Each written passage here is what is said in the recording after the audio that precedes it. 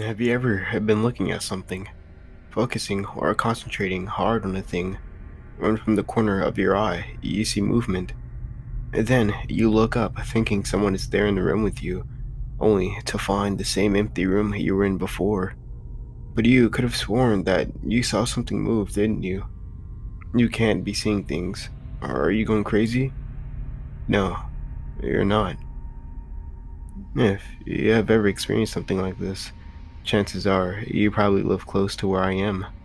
I live in a small town with a few thousand people, but our area and the surrounding mountains are plagued by a race of creatures we nickname the Corner Shadows, or the CSs for short. Everyone has seen something moving in the corner of their eyes in this town, but unlike the story I mentioned above, there's something actually there. The townspeople in, well, let's call Rivertown, are adulted by the CSs by now, but my school year ends a day earlier than it used to, thanks to one of them. They're usually peaceful. Yes, it has been hypothesized that every waking moment of their lives is spent on trying to get you and kill you. God knows how. But it's very difficult for them to do such a thing. I say very difficult because it's not impossible, as I'm about to explain. I remember it like yesterday, when in fact it was 3 years ago. Well, 2 years and 364 days, in May 25th, 2018. So I guess it was 3 years ago. Time flies. I remember it so vividly. The last day of freshman year, and every single student in the building was ready to grab their stuff and run away from the building. I was hanging out with a few friends, let's call M, V, S, and J, getting ready for the first moment of summer freedom. I could see CSs in the corner of the room, clinging to the ceiling, and even from the corner of my eye, I knew it wanted to pounce at any given moment. The bell chimed throughout the halls and classrooms, and everyone leaped out of their seats and bounded for their lockers, as the CSs flipped and contorted like ninjas to stay hidden from my sight. Within minutes, the building was empty, save for a few teachers conversing with others and some students who were having trouble getting packed up. I was one such student. I was doing my best to shove all my books into my bag and head out to freedom, while M and S stood there waiting for me. They couldn't leave because I was their ride. I just missed the cutoff for school when I was little, so I guess I already turned 16 in March.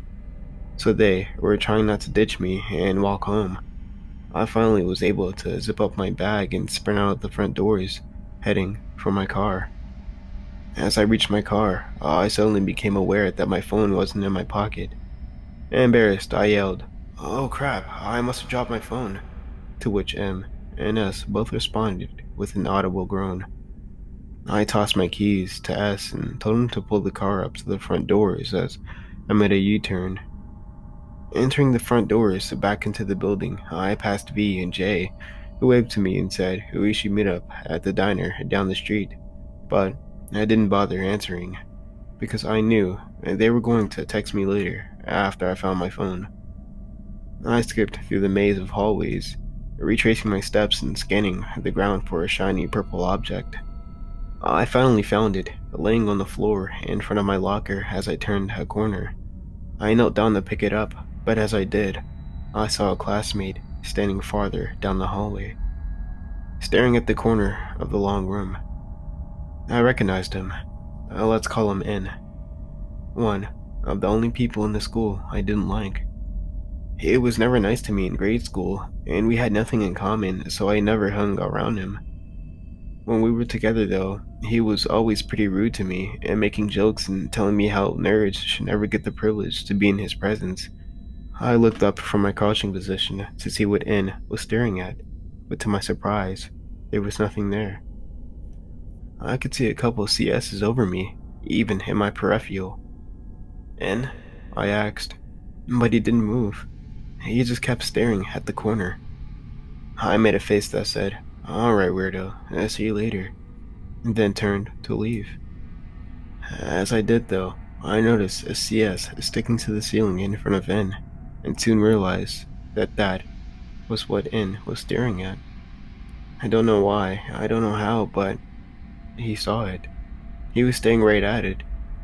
I was obviously confused and concerned because people weren't supposed to be able to see a CS, but before I could make another move, it happened. From my peripheral vision, I could see the CS jump downward from its position on the ceiling to where N was standing with a startling screech, tearing his body apart like creatures from a quiet place. I made a sound that was a mixture of a gasp and a scream as the CS disappeared from view into an adjacent hallway, spinning on my heels and bolting to the front doors. Against my better judgment, though, I went back to N just to see if he was okay or even still alive. That was a big mistake. As I ran back towards N, I could see the CS crashing through the building, probably destroying lockers and smashing windows on its way to wherever the heck it was going. I didn't want to find out. And it didn't even look like he had been alive or even had been a human before.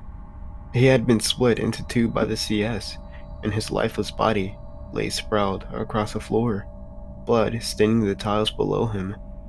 On his chest were two deep puncture wounds, probably made by the CS's arms as it latched onto him. I gasped silently, turning around so as not to see the corpse anymore. I pulled my phone out of my pocket and quickly dialed 911 with shaky fingers. The police in the area knew all about the CS's, so of course they didn't believe me when I told them that someone had stared directly into its face. And they still came to the school anyway, and I just stood there, motionless, silent. When the police finally showed up 10 minutes later, I was still standing in the same place as before, still clutching my phone in my right hand. Apparently, Anne's blood had gone all over the place when CS attacked, and because my shirt and shorts had been coated in red, along with some of my arms, I hadn't even noticed. An officer escorted me from the building, and I could clearly see the look of horror on M's and S's face as I was led outside. They ran up to me, asking me what happened and why the cops were here, but I just stayed silent.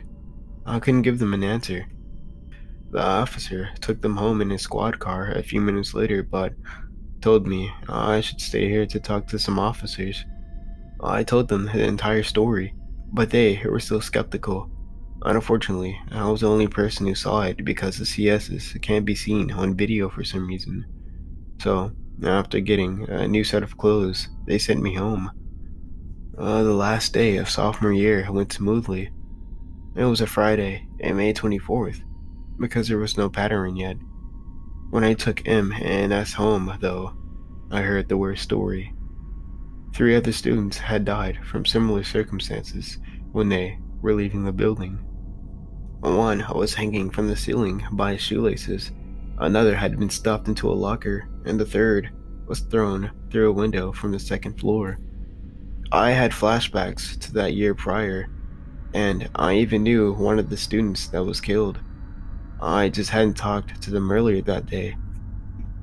The last straw for the principal and superintendent was next year. Friday, May 22nd. I was just getting in my car to leave school when the police pulled up to the building.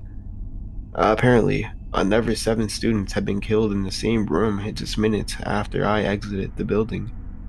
They had all been stabbed through their heads, pinning their faces to their desks. Now, it's senior year, and it's the last day of high school for me, but I can't help but think what could have happened if I had looked up just a little bit that day. Maybe I wouldn't have seen the CSs anyway, and maybe I would have, and I would be the 12th victim. I don't know, but I do know that the CSs are getting braver. They knew the pattern of students on the last day of the school year. Now, I guess they'll attack every last day.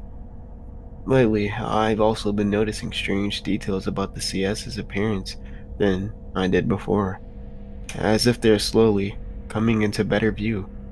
As I said, they're getting braver. I guess they're slowly realizing that they don't need to hide, because they're obviously much stronger and faster than humans. I don't want to stay in this town for much longer because I'm honestly afraid that if I do, they'll find me. And judging by the state of N's body all those years ago, they won't have any trouble ripping me apart like a piece of paper. I was lucky enough to get accepted into NYU, so I can move away from this town for good. I just keep wondering if this would be the day that a CS finally attacks and finally builds up the courage to strike. So please, if you ever see movement in the corner of your eye, don't look. Don't try to investigate that shadow in the dark corner of your room, because if you ever see movement from the corner of your eye, the chances are you live close to my town. And if that's the case, you'd better hide before tomorrow comes. Thank you guys for listening. I really appreciate it a lot. Now, I'll see you guys in the next story. So don't forget to sit back, relax, and listen.